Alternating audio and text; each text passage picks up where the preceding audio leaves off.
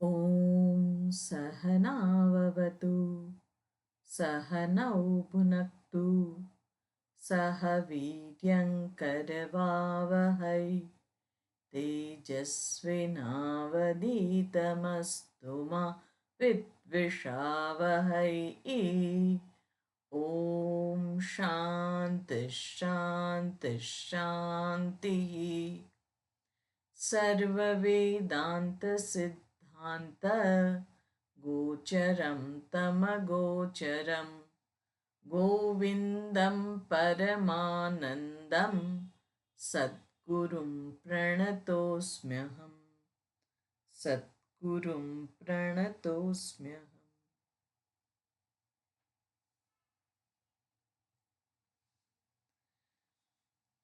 આત્મતત્વનું નિરૂપણ આપણે જોઈ રહ્યા છીએ. આત્મતત્વ એટલે શું એને આપણે જરાક સમજીએ. આત્મતત્વ એટલે હું. મારાથી જુદો કોઈ આત્મા નથી અને એ જેની વાત કરે છે તે માત્ર ને માત્ર હું જ છું. ભેદ એટલો છે કે શાસ્ત્ર જેની વાત કરે છે તે મારું સ્વરૂપ છે અને હું જેની વાત કરું છું એટલે કે હું જેને ઓળખું છું તે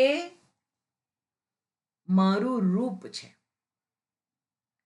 રૂપના થકી હું જાડો પાતળો કાળો ધોળો ઊંચો નીચો એવો હું મને જાણું છું.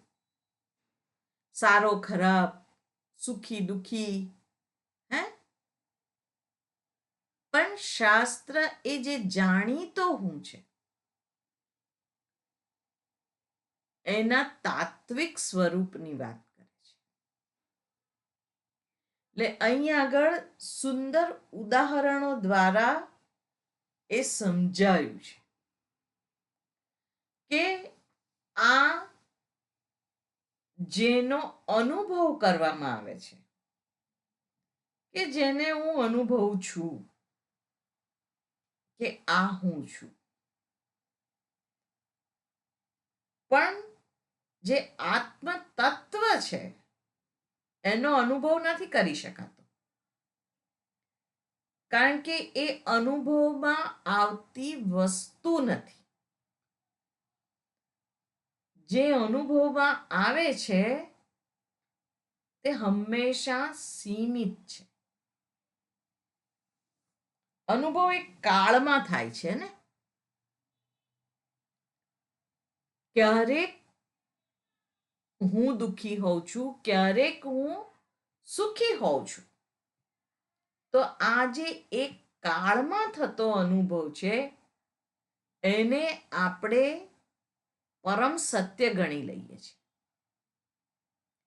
પણ ત્યાં જ વિચારવાની જરૂર છે કે જે એક કાળમાં સીમિત આપણે જેને ગણીએ છીએ તો એ કેટલું સત્ય છે.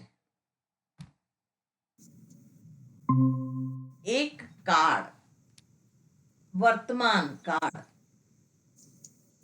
અને વર્તમાન કાળની અંદર જે કંઈ મને જણાય છે એના આધારે હું બધું જ નક્કી કરું છું. શું શું નક્કી કરું છું? આ જીવ એટલે કે હું જે છે એના વિશે, આ જે જગત છે. કલ્પનાબેન તમારું માઇક ચાલુ છે? હા. આ હું છું કે જે જીવ છે એના વિશે, જે મારી સામે દેખાય છે જગત આ રૂપે તેના વિશે, અને જે મને નથી દેખાતો પણ છે એવું હું માનું છું એ જગદીશ્વર વિશે. એટલે જીવ, જગત અને ઈશ્વર આ ત્રણેયના વિશેની મારી જે માન્યતા છે એ બદલાતી હોય છે. એટલે નથી જીવ સ્થિર, એટલે કે એના વિશેની માન્યતાઓ, નથી જગત વિશેની, નથી જગદીશ્વર વિશે, અને બધું જ કાળથી સીમિત છે. જે હું છું, જે હું જણાવું છું એ પણ કાળથી સીમિત છે. આ કાળમાં અત્યારે હું ખૂબ જ શાણો છું, પણ એ જ હું જ્યારે મારા અહંકાર ઉપર ચોટ પહોંચાડવામાં આવે ત્યારે કેવો થઈ જાય છે? આક્રમક થઈ જાય છે. ત્યારે એ પેલો કાલી નાગ ફેણ ઊંચી કરી દે અને ઇન્દ્રિયો બધી એની પટરાણીઓ તરત એની રક્ષા માટે એની બહારે દોડી આવે છે. આંખના ડોળા પોળા થઈ જાય, નાકના નસકોરા ફૂલી જાય, હાથ પગ લાંબા ટૂંકા થવા માંડે, અને જરૂર પડે તો કોઈને એક લગાવી પણ દે. આ બધી એની પટરાણીઓ છે. એ અહંકારને બચાવવા માટે એ કાર્યરત થઈ જાય છે. પણ આપણો અનુભવ શું કહે છે? ગમે તેટલો એને આપણે બચાવીએ તો એ બચતો નથી. કાયમ આપણે એવી અવસ્થામાં હોઈએ છીએ? ના. એટલે એનો નાશ થઈ જાય છે, અને એ અવસ્થામાંથી બીજી અવસ્થામાં એનો પણ નાશ થઈ જાય છે. તો આ જે ચક્ર ચાલે છે, તો એમાં નિત્ય શું છે? કારણ કે જે વર્તમાનમાં હું છે એ ભૂતકાળમાં નહોતો, એ ભવિષ્યમાં નથી રહેતો, તો એ હુંને આપણે સાચો હું કેવી રીતે કહીએ? અને આપણે કહેતા પણ નથી. કોઈ એવું કહે કે તમે બહુ સારા, તો આપણે તરત જ આપણું બીજું પાસું આપણા ધ્યાનમાં આવે છે અને આપણે તરત જ કહીએ છીએ કે ના ના હો, તમે કહો છો એટલો સારો હું નથી. બીજી વખત કોઈ જો એવું કે આપણી કોઈક મર્યાદા દર્શાવે કે તમે ખરાબ છો એ રીતે, તો આપણે શું કહીએ? ના હો, હું એવોય ખરાબ નથી, હું તો બહુ પ્રેમાળ છું, બહુ દયાળુ છું, બહુ સહૃદય છું. તો કયો હું સાચો? પેલો કાલી નાગ અહંકાર ફેણ ફૂંફવે, જેમ ગગન ગાજે હાથીઓ, હાથી જેમ ચિત્કાર કરતો હોય એમ પેલો અહંકાર ફેણ ઉપર કરીને ઊભો થઈ જાય છે. તો એ હું સાચો કે પેલો દયાળુ પ્રેમાળ હું સાચો? વિચાર કરતા આપણને થાય કે વાત તો સાચી છે, હું બહુ કન્ફ્યુઝ થઈ જાઉં છું કે હું આ છું કે હું આ છું. આ કન્ફ્યુઝ હું સાચો આપણને એવું લાગે. બરાબર છે, કન્ફ્યુઝ હું સાચો તો કન્ફ્યુઝ રહેવાનું. ના, પણ એમાં મને સુખ નથી. હંમેશા હું મારી જાતને અનિર્ણયાત્મક સ્થિતિમાં જોઉં છું અને લાગે છે કે આ કંઈક બરાબર નથી, અને કંઈક કરીને પાછો બરાબર થવા જાઉં છું. આ મારી જ મારા વિશેની જે માન્યતા છે, એ હું વિચારું તો મારા માટે જ એ સત્ય નથી, એ ટકતી નથી. અને કેમ નથી ટકતી? કારણ કે એ સત્ય નથી. એટલે કોઈકને એવું કહીએ આપણે કે બરાબર છે કે આ કન્ફ્યુઝ હું સાચો, પછી તમે કન્ફ્યુઝ જ રહો છો, એમાં તકલીફ શું છે? ના, પણ સાવ એવું તો કઈ રહેવાતું હશે. કોઈક તો આપણે નિર્ણય કરવો જોઈએ ને. બરાબર. કયો નિર્ણય કરવો જોઈએ? કોના વિશેનો નિર્ણય કરવો જોઈએ? જેના વિશે તમે અત્યાર સુધી નિર્ણય કર્યો છે, એ તો તમને કોઈ અવસ્થામાંથી ઉપર ઉઠવા માટે મદદ કરી નથી. તો નિર્ણય કરવો જોઈએ કોના વિશે? જગત વિશે નિર્ણય કરો છો તોય તમે આ જ પરિસ્થિતિમાં છો. કોઈ વખત લાગે કે આ જગત જીવવા જેવું છે, કોઈ વખત એવું લાગે કે આ જગત તો સાવ નકામું છે, આમાં તો જીવી શકાય જ નહીં, લોકો સ્વાર્થના સગા છે. અને કોઈક વખત એવું લાગે કે આ જગત તો સુખનો સ્ત્રોત છે. આ જે લગ્નની સિઝન આવશે હવે, એમાં કંકોત્રીઓ આવશે, ઢગલા બંધ, અને ગરમી પણ હોય, એટલે પહેરવા ઓઢવાનું ઓછું મન થાય.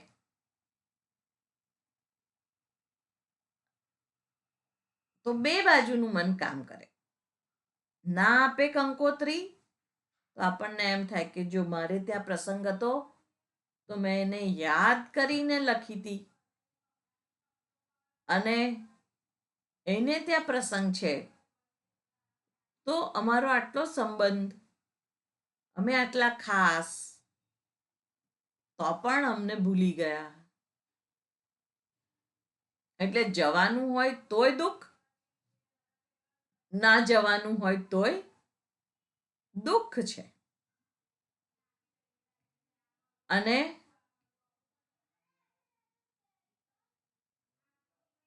પ્રત્યેક પરિસ્થિતિની અંદર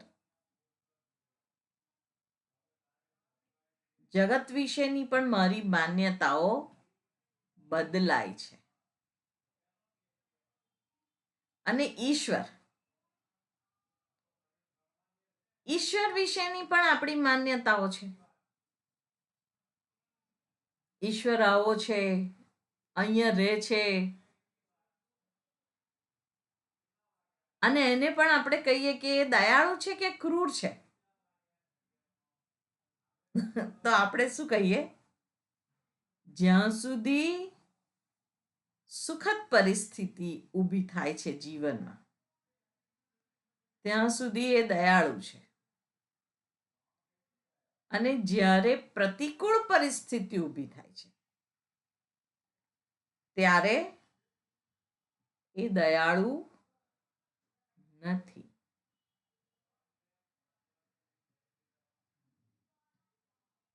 તો આ મારી વિશેની મારી માન્યતા છે. એટલે કે હું તો માનું છું કે હું એ જ છું. શાસ્ત્ર કહે છે કે એ તારી માન્યતા છે, પણ જ્યાં સુધી મને પોતાને એ જ્ઞાન નથી થયું ત્યાં સુધી તો મને એવું જ લાગે છે કે એ જ સત્ય છે. એટલે મારા માટે તો એ માન્યતા નથી, મારા માટે તો એ સત્ય છે.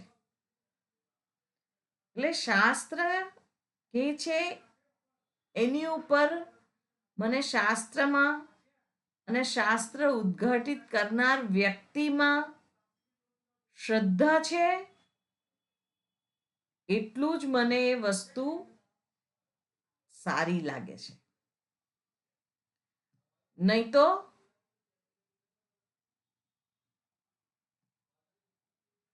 એ વસ્તુ પણ મારા મગજમાંથી નિગેટ થઈ જાય છે. અને હોય છે, આપણે જોઈએ છે, કહેવાતા પ્રેક્ટિકલ આ સમાજના લોકો એ કે અમે તો બહુ પ્રેક્ટિકલ, આ ઈશ્વર જેવી કોઈ વસ્તુ જ નથી. નહીં તો જગતમાં આવી અરાજકતા હોય. જગતમાં તો જવા દો, પણ તમે તો આટલું નામ સ્મરણ કરો છો, તમને તો એનામાં શ્રદ્ધા છે, તો તમારા જીવનમાં કેમ આવું દુઃખ છે? જો ઈશ્વર હોય તો આ એમનો બહુ મોટો પ્રશ્ન છે.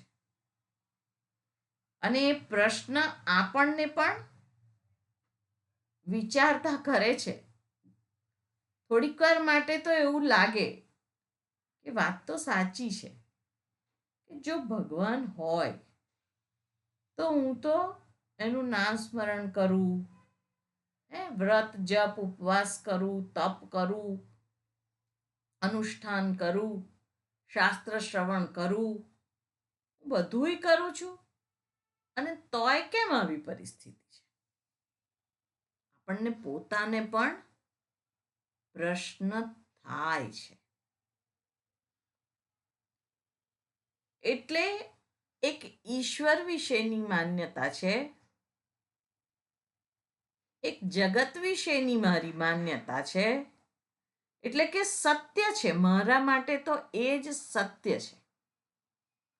અને એક મારા પોતાના વિશેનું એક સત્ય છે કે હું અમુક અમુક જ છું. મને આવું જ ફાવે, આવું ના જ ફાવે. આટલું ડહાપણ છે, આટલું ડહાપણ નથી. આ બધું મારા જીવનમાં પ્રત્યેક પળે જે ઘટનાઓ ઘટી રહી છે, બનતી ઘટનાઓના આધારે હું મારા જીવનનું જ્યારે સરવૈયું કાઢું છું, ત્યારે એ નિષ્પક્ષ મૂલ્યાંકનની અંદર કોઈ જગ્યાએ શાસ્ત્ર અનુરૂપ વિચાર નથી હોતો. કારણ કે એને જ આપણે કહીએ છીએ ને કે પ્રેક્ટિકલ.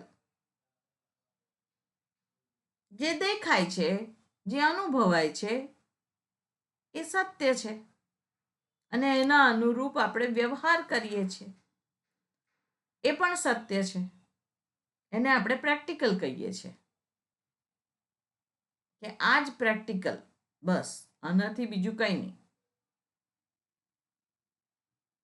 શાસ્ત્ર જે દેખાય છે, જે અનુભવાય છે, અને જે મારી માન્યતા છે, એના આધારે જે મેં નિર્ણય કર્યો છે, હું જેને સત્ય માનું છું, એને ટટોળવાની વાત કરે છે. અને આ જીવનમાં આવતી પ્રત્યેક પરિસ્થિતિ, પછી એ અનુકૂળ હોય કે પ્રતિકૂળ હોય, મને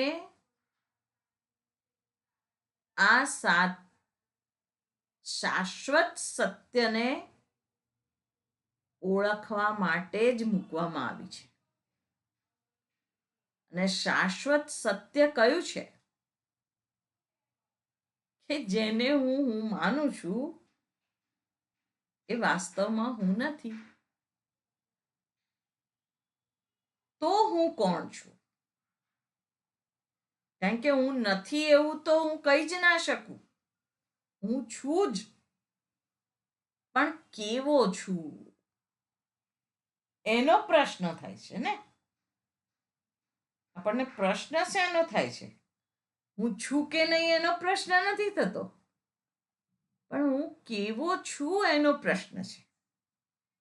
હું સફળ કેવો કે નિષ્ફળ કેવો? હું સારો કહેવાઉં કે ખરાબ કહેવાઉં?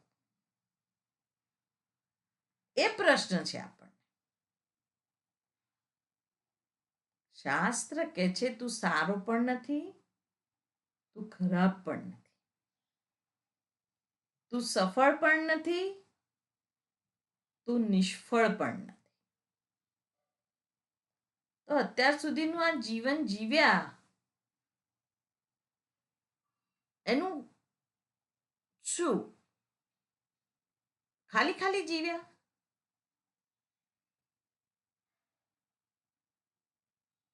આ જે પૈસા છે, જે સમૃદ્ધિ છે, હે, જે સંબંધો છે, એ બધા ઈશ્વરે આપેલા છે, અથવા તો હું એવું કહું કે અમુક મારી મહેનતથી મેં મેળવેલા છે, કેળવેલા છે, તો એ બધું નકામું છે? નકામું હોય તો ભગવાને આપ્યું ના હોય, અને આપ્યું છે અને મને નકામું દેખાતું હોય, તો જે કામનું છે એને હું પકડવા દોડવાનો છું. પણ એ કામનું પણ આ જગત અંતર્ગત જ છે.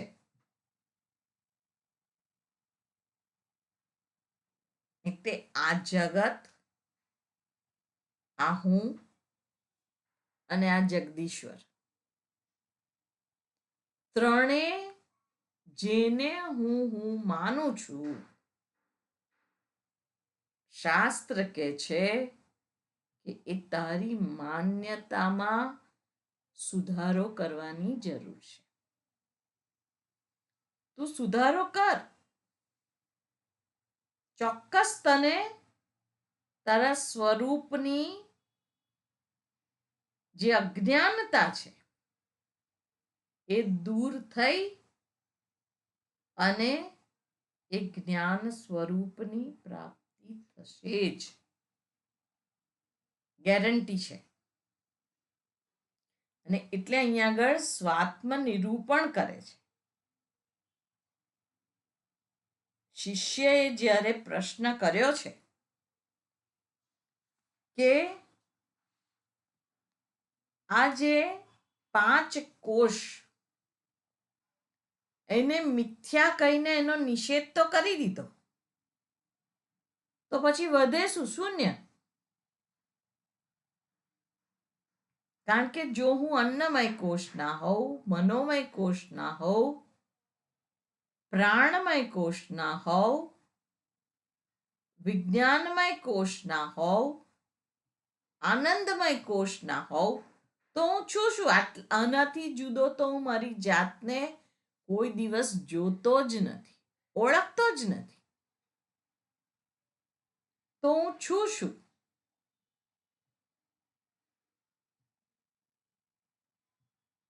હું શૂન્ય તો નથી, એવું કહી શકાય નહીં, અને એવું છે પણ નહીં.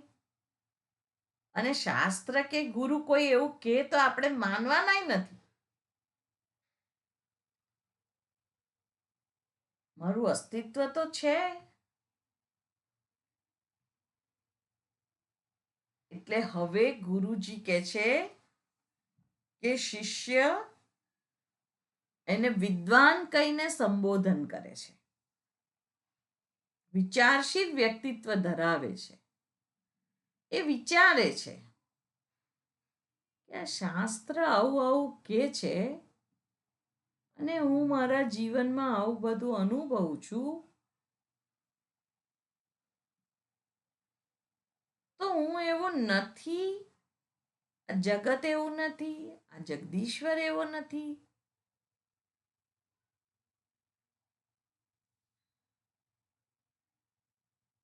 એટલા માટે ગુરુ એને વિદ્વાન કહે છે કે વિચાર કરવામાં તું બહુ કુશળ છે અને અહંકાર આદિ જે તારા વિકાર છે, જે હમણાં જ આપણે જોયું કાલીય નાગ,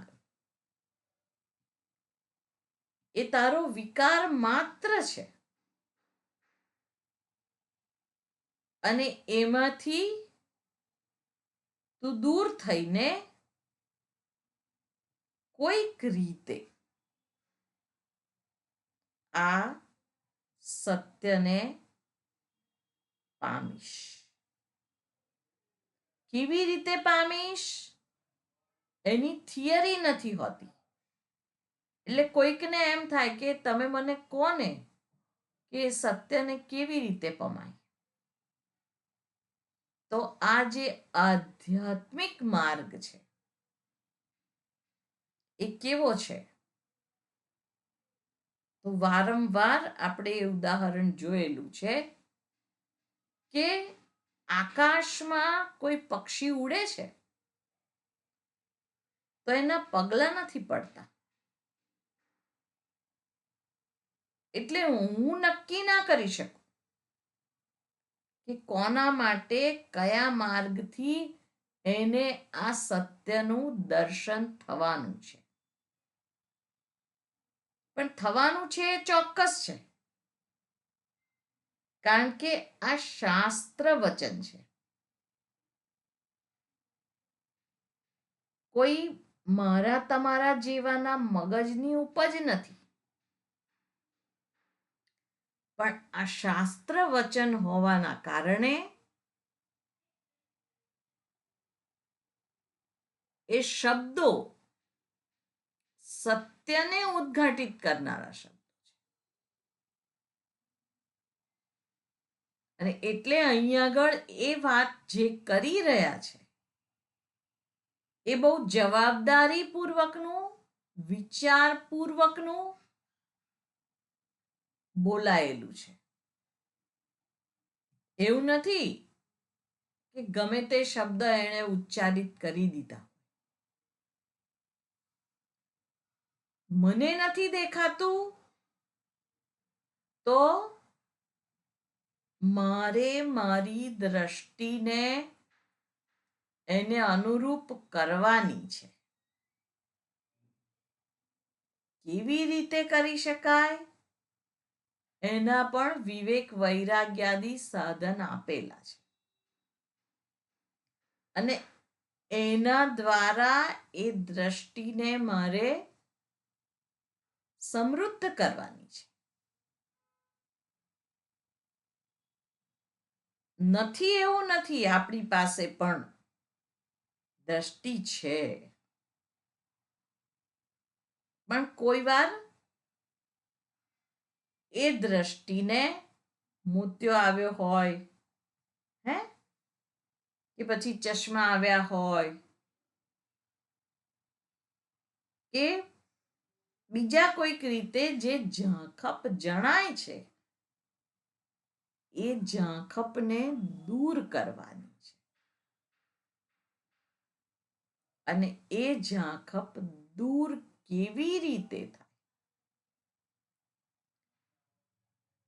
તો શાસ્ત્ર એના માટે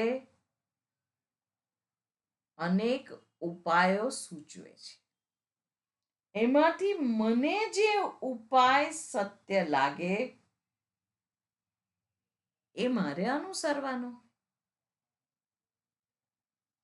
એટલે બીજી વ્યક્તિને જપથી જ આ પરિણામ મળ્યું તો મને પણ એનાથી જ મળશે એવું માની લેવું યોગ્ય નથી. એટલે જ્યારે પણ હું મારી જાત સાથે હોઉં ત્યારે મારું વર્તન કયા આસ્પેક્ટથી થાય છે એ મારે જાણવું બહુ જરૂરી છે. બીજા જાણે કે ના જાણે, બીજા કંઈ કહે કે ના કહે, પણ હું એને જોઈ શકું કે મારા સ્વાર્થથી મેં આ પ્રશ્ન પૂછ્યો છે, અહંકારથી પૂછ્યો છે, કે આ મારી પ્રાર્થના છે, કે જીવન જીવવા માટેની મારી સાચી રીત છે કે નથી, એની ચકાસણી મારે જ કરવાની છે. અને એટલે અહીં આગળ શિષ્યને કહે છે કે તું વિચાર કરવામાં બહુ કુશળ છે, કારણ કે બ્રહ્મ વિદ્યાનો જે પથિક છે એ વિચારહીન નથી હોતો, વિચારશીલ વ્યક્તિત્વ છે. એટલે આ અહંકાર વગેરે જે વિકાર છે તારામાં એનો અભાવ છે. અને આગળ જે વાત કરી 216મા શ્લોકની અંદરથી લઈને આપણે એને જોઈ રહ્યા છીએ. પાછળના 216 થી લઈને આગળના શ્લોક આપણે જોયેલા છે, પણ આ ટોપિક એની ચર્ચા આજે આપણે જે કરી આપણા આંતર નિરીક્ષણ માટે એ ખૂબ ઉપયોગી થાય એવી છે. એટલે આપણે જોઈએ કે શાસ્ત્ર કે છે એ પ્રમાણે તો હજુ આપણે વિચારતા જ નથી. હજુ આપણું મન વ્યવહારની અંદર જ રચ્યું પચ્યું છે. વ્યવહાર જ સત્ય લાગે છે અને એ વ્યવહારિક હું જ સત્ય લાગે છે. એટલે ગુરુ જ્યારે પારમાર્થિક દ્રષ્ટિએ વાત કરે, પારમાર્થિક હુંની વાત કરે, ત્યારે આપણને થાય કે આ વ્યવહારિક હું જ સાચો છે. કોઈ રીતે પારમાર્થિક હું તો સત્ય હોઈ શકે જ નહીં, જાણે કે કલ્પના માત્ર છે, પણ એ જ વાસ્તવિકતા છે. ને એટલા માટે શાસ્ત્ર આપણને વારે વારે એ વસ્તુનું ચિંતન કરવા માટે પ્રેરિત કરે છે, કારણ કે આપણી સહજ વૃત્તિ કેવી છે? આ સંસારમાં ગોતા ખાવાની છે. અહીંયા જઈ આવું, ત્યાં જઈ આવું, પેલું કરી આવું, આ સારું છે, પેલું નથી સારું. હે, આ સાત્વિક ભાવ કહેવાય, આ રાજસિક ભાવ કહેવાય, આ તામસિક ભાવ કહેવાય. સાત્વિક ભાવ હોવો જોઈએ, રાજસિક ના હોવો જોઈએ, તામસિક તો જરાય ના હોવો જોઈએ. એટલે સાધક અવસ્થાની અંદર આપણને આ આપણા જ મૂંઝવતા પ્રશ્નો છે, અને એ પ્રશ્નોની અંતર્ગત એનો જવાબ મળતો નથી. એટલે સિક્કો મારી દઈએ છીએ, એને જ સાચો સ્ટેમ્પ વાગી જાય કે આવો હું છે એ જ સાચો હું છે, બીજો હું સાચો હું નથી. એવું આપણે કરતા હોઈએ છે ને. આપણી જ વાત છે આ, અને બહુ વાસ્તવિક વાત છે. એટલે આપણે શું કરીએ? બીજું બધું કરીએ, સાથે સાથે થોડું ધર્મ ધ્યાન કરીએ.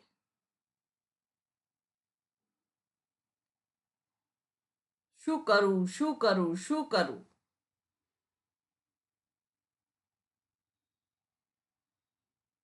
જાણીએ છીએ કે વ્યવહાર જેટલો જ મહત્વનો છે, એનાથી વિશેષ એનું કોઈ મહત્વ નથી. અને તો પણ એ વ્યવહારની અંદર જ આપણને એમ થાય છે કે આ સાચું છે, આ સાચું નથી.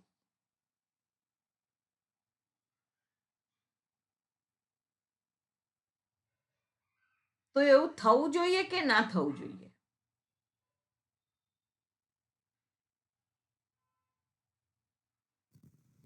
ના થવું જોઈએ. બરાબર. એટલે આપણે અત્યાર સુધીની જે વાત કરી કે હું જે વાસ્તવિક હું છું, તો એવો તો હું ના હોવો જોઈએ ને.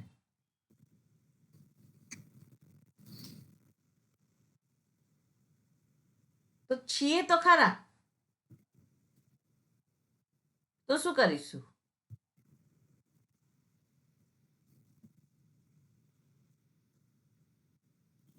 કરવાનું શું?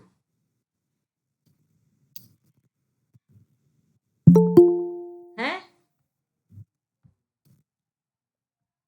કરવાનું શું? તો હું આવો છું એની તો બધી આપણે આમ વિસ્તારથી વાત કરીને તો સાચી છે, બરાબર ને? આપણે એવા જ છીએ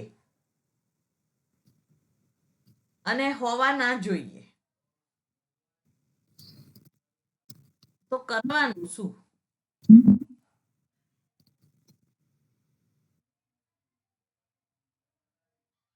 કલ્પનાબેન, હેમાલીબેન, સરોજબેન, બોલો કંઈક.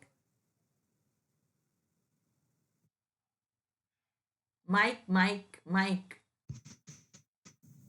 પૂરી વાત જે આદર્શ હું છે એ મારી અંદર જ છે.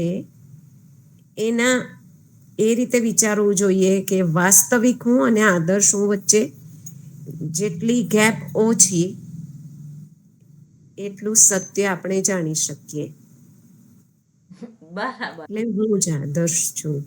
હા, હા, હા, હા, હા, સાચી વાત છે. કલ્પનાબેન જવાબની બહુ જ નજીક છે.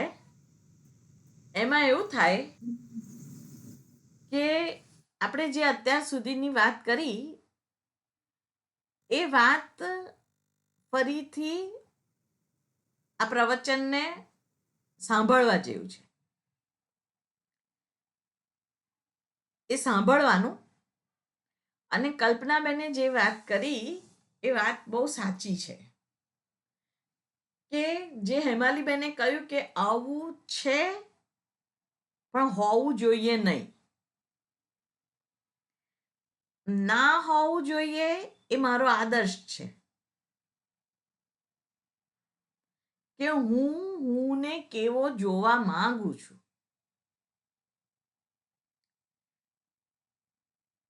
હું ધ્યાન કરતો હોવો જોઈએ, હું જપ કરતો હોવો જોઈએ,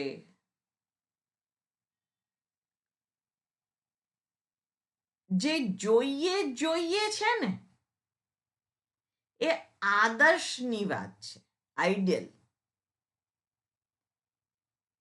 એ હું મારા ઉચ્ચતમ સ્વરૂપને જોઉં છું. પણ વાસ્તવિક સ્વરૂપ શું છે જેની વાત આપણે અત્યાર સુધી કરી? શાસ્ત્ર કે છે, બહુ સુંદર વાત છે, હા, ધ્યાનથી સાંભળજો. શાસ્ત્ર કે છે કે જે એકચ્યુઅલ છે એ જ આઈડિયલ છે. એટલે જેને હું કહું છું કે હું આવો હોવો જોઈએ, આવો હોવો જોઈએ, પણ આવો નથી, શાસ્ત્ર કે છે એ મર્યાદા તારી છે જ નહીં. તું તો એ આદર્શ જ છે જેને તું ઈચ્છે છે. અને એટલે અહીંયા આગળ 216માં શ્લોક અંદર વાત કરી કે સર્વે યેન અનુભૂયન્તે યહ સ્વયં ન અનુભૂયતે તમ આત્માનમ વેદિતારમ વિદ્ધિ બુદ્ધ્યા સુસૂક્ષ્મયા.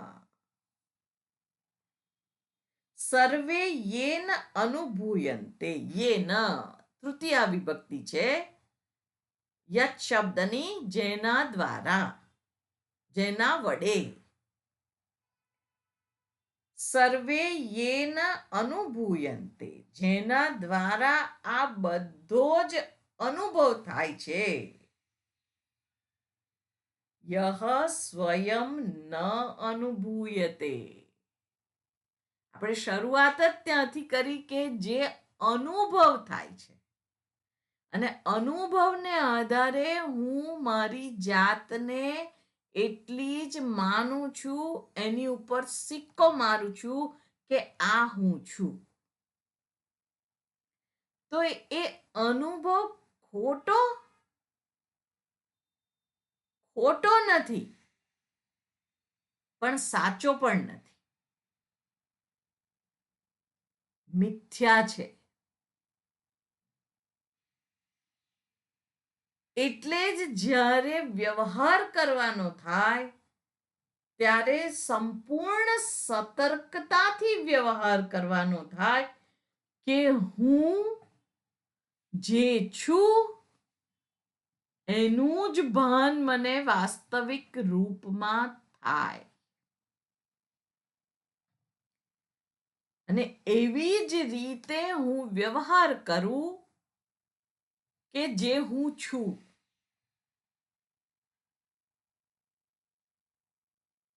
અને હું કેવો છું?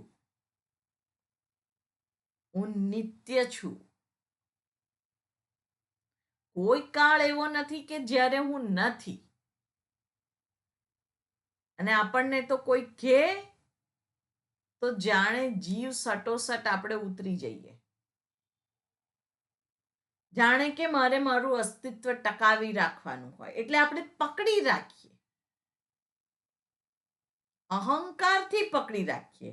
સત્યને પકડી રાખીએ એ વાત જુદી છે. હા, આપણને પછી એમ થાય કે આ શાસ્ત્ર સત્ય કહે છે તો હવે શાસ્ત્રને છોડી દઈએ. થાય, કોઈ વાર એવું પણ થાય કે ભાઈ આ અહંકાર કહેવાય મારો, મારે આને ના પકડી રાખવું જોઈએ.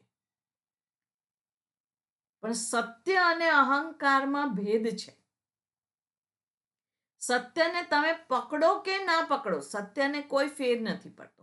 પણ અહંકારને તમે પકડો કે ના પકડો, અહંકારને ચોક્કસ ફેર પડે છે. અને અહંકારને શું ફેર પડે છે? હું નાનો થઈ જાઉં છું, એને ફેર પડે છે. જ્યારે સત્યને કોઈ ફેર નથી પડતો, કારણ કે સત્ય તો સર્વવ્યાપક છે, દરેક કાળમાં છે. એને કોઈ સ્થાનનો બાદ નથી, કોઈ કાળનો બાદ નથી. એવું નથી કે સ્વર્ગમાં જે સત્ય હોય ને આ જમીન ઉપર એક ખોટું હોય, એવું નથી. બધી જ જગ્યાએ એ તો સત સ્વરૂપ જ છે. એટલે the actual is ideal. અને એને અહીંયા આગળ કહે છે કે તમ એ આત્માનમ, એ આત્માને વેદિતારમ, તું જાણ. કેવી રીતે? વિદ્ધિ, તું જાણ. સુસૂક્ષ્મયા બુદ્ધ્યા,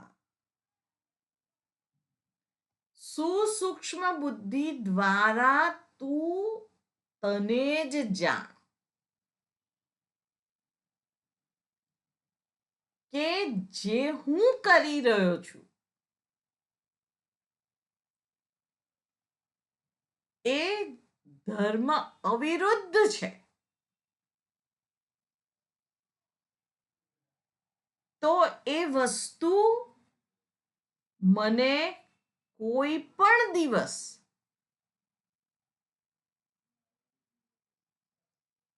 પતન તરફ લઈ જનારી નથી. અને શાસ્ત્ર પાસે આવ્યા પછી મારું જીવન વધુ સતર્કતાપૂર્વકનું જીવાય છે, એટલે મારી ઉન્નતિ જ થવાની છે.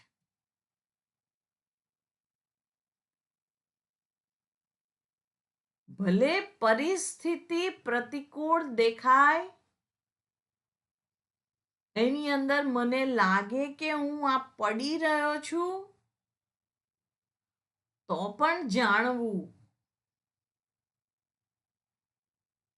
કે એક તણખલું પણ મને ઉગારી શકે છે. તો આ જે વાત છે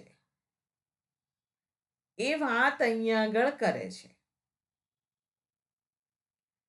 કે જેના દ્વારા આ બધો અનુભવ કરવામાં આવે છે એ હું છું. અને એ સ્વયં એનો અનુભવ કરી શકાય નહીં. જે અનુભવ કરતા છે એનો અનુભવ ના થઈ શકે. સ્પષ્ટ થાય છે ને હું જે કહું છું એ? હા, એટલે જેને હું મર્યાદાથી યુક્ત જોઉં છું એ જ વાસ્તવિક સ્વરૂપે મર્યાદાથી મુક્ત છે. એટલે અહીંયા આગળ કહે છે કે સુસૂક્ષ્મયા બુદ્ધ્યા તમ આત્માનમ વિદ્ધિ. અને સૂક્ષ્મ બુદ્ધિ એટલે શું છે? તીક્ષ્ણ બુદ્ધિ નહીં. તીક્ષ્ણ બુદ્ધિ એટલે આર પાર વીંધી નાખે, પણ સૂક્ષ્મ બુદ્ધિ એટલે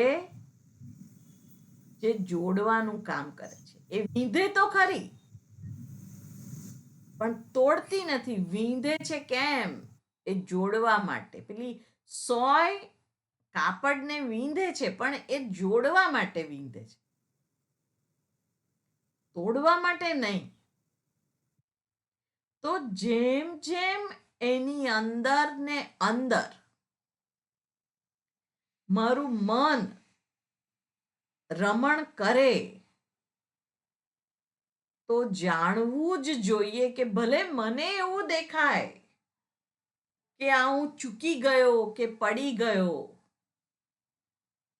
પણ શાસ્ત્રના શબ્દમાં, ગુરુના વચનોમાં, ઈશ્વરના આશીર્વાદમાં એટલી બધી શક્તિ છે કે કોઈ દિવસ આપણને ભલે દેખાતા હોય પણ આપણને વાસ્તવમાં પડવા નથી દેતી.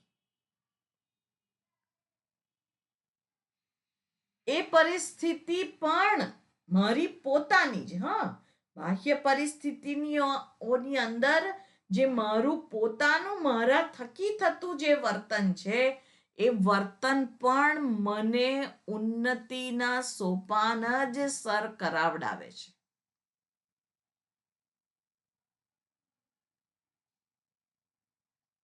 એ નિશ્ચય મારે મારી જાતને કરાવવાનો છે. એ કમિટમેન્ટ હોય એને સૂક્ષ્મ બુદ્ધિ કહેવાય છે. અને બીજી સૂક્ષ્મ બુદ્ધિની વ્યાખ્યા મારા ગુરુજીએ બહુ સુંદર કરી હતી, જે બીજાની પીડા અને પોતાની મર્યાદાથી સભાન છે. મને ખબર હોય કે આ મારી મર્યાદા છે અને એ મર્યાદાના કારણે બીજાને જે પીડા પહોંચે છે એનાથી બંનેથી એ સભાન છે. આપણે શું હોય, ઉલટું હોય. બીજાની મર્યાદા, અને આમ કર્યું, અને મારી પીડા, એને આવું કર્યું એટલે મને આવું થયું, એને આવું ના વિચારવું જોઈએ. મારી પીડા અને બીજાની મર્યાદા, એનાથી હું સભાન હોઉં છું. અહીંયા ઉલટી વાત કરે કે બીજાની પીડા અને મારી મર્યાદા બંનેથી હું સભાન હોઉં.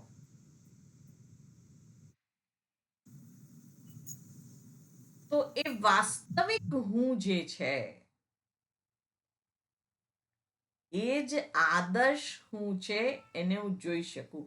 અને એમાં પ્રેમ સિવાય બીજું કંઈ નથી હોતું. 14મી વેલેન્ટાઇન ડે આવે અને બધાને થાય કે પ્રેમના પ્રતીક રૂપ આ દિવસ છે, એટલે પ્રેમની ઉજવણી કરીએ.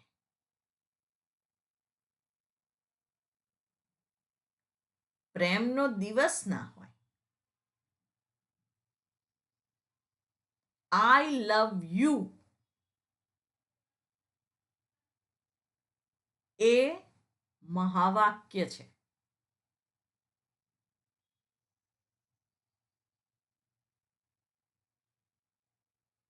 એ કોઈને સંબોધન કરીને કહેવામાં આવેલું માત્ર વાક્ય નથી, પણ આઈ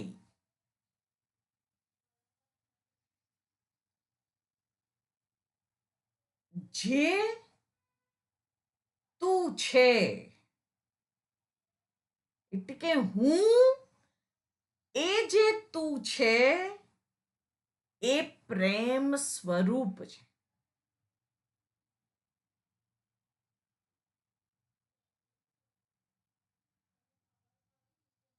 જેને આનંદ સ્વરૂપ કહેવામાં આવે છે. એટલે આઈ લવ યુ એ મહાવાક્ય છે.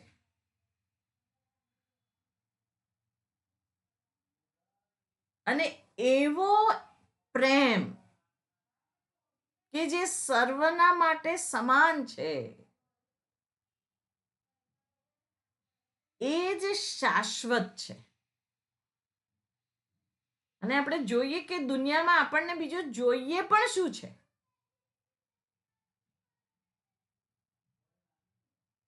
આપણને કોઈ વસ્તુમાં રસ છે,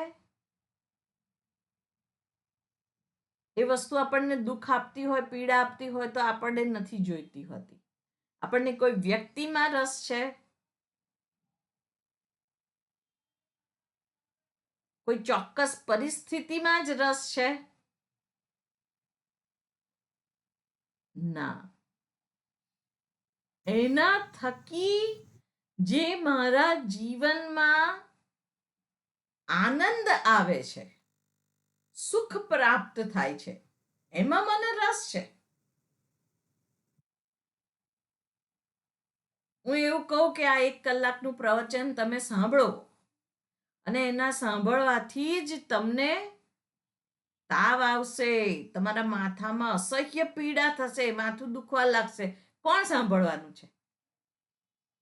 કે માથાનો દુખાવો હોય મારે નથી જોઈતો, ભાઈ બહુ થઈ ગયું, હવે નહીં, નથી જોઈતો. આપણને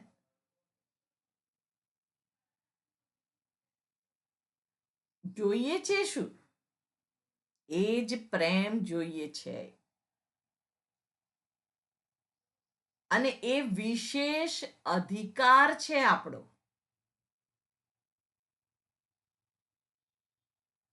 એક મનુષ્ય તરીકે પ્રેમ આપવો એ મારો વિશેષ અધિકાર છે.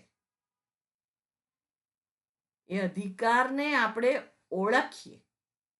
એમાં તો એટલીસ્ટ કંજૂસ ના થઈએ.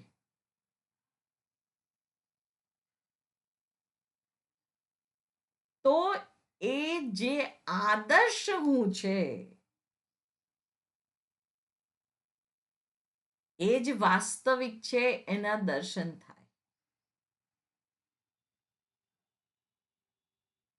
એટલે જેને હું જોઉં છું એ કેમ મને આમાં કંઈક ઉણપ લાગે છે, કારણ કે મારા સાચા પ્રેમાળ સ્વરૂપને એની પાછળ જે છે એને આપણે નથી જોતા. અને જ્યાં સુધી એ સંપૂર્ણપણે અભિવ્યક્ત નથી થતો ત્યાં સુધી મને જ હું નથી ગમતો.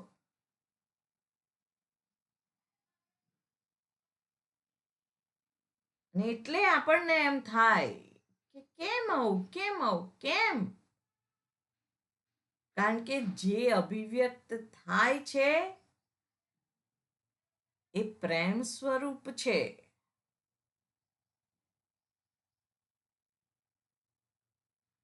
એ મારે જ જોવાનું છે. બીજા કોઈ જુએ ના જુએ તો મને શું ફેર પડે છે? કોઈ મને જુએ કે આ શ્રુતિબેન આટલી બધી વાતો કર્યા કરે છે, પણ એમના જીવનમાં તો કઈ ઠેકાણા તો છે નહીં. અથવા તો કોઈ એવું જુએ કે આ તો બહુ મહાન વ્યક્તિ છે.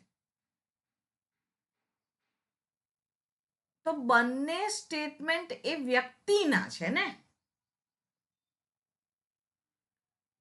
એની દ્રષ્ટિમાં હું કેવો છું એને શબ્દ રૂપ આપ્યું છે, પણ વાસ્તવમાં હું કેવો છું એ તો મને જ ખબર હોય.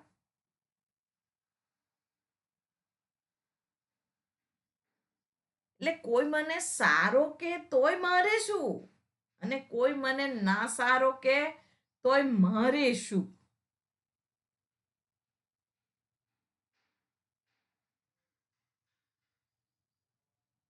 પણ આ મારા જ પ્રેમ સ્વરૂપની અભિવ્યક્તિને રોકનાર જો આ સ્ટેટમેન્ટ હોય તો મારે એમાંથી બહાર નીકળી અને એ શુદ્ધ પ્રેમ સ્વરૂપને નિરંતર વેવડાવા દેવું જોઈએ.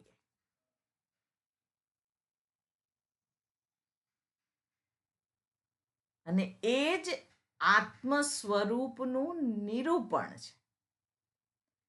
શાસ્ત્ર એને શાસ્ત્રની ટેકનિકલ લેંગ્વેજમાં પ્રતિબિંબવાદ, અવચ્છેદવાદ વગેરે દ્વારા આપણે જોયું હતું. આત્માના જુદા જુદા શબ્દ એને અનુરૂપ પ્રયોગ કરી અને આપણને સમજાવે એ બધી વસ્તુ બરાબર છે. પણ વાસ્તવમાં આ સ્વરૂપને મેળવવામાં જ એ બધું મને મદદ કરે છે. બીજા કશા માટે શાસ્ત્ર નથી.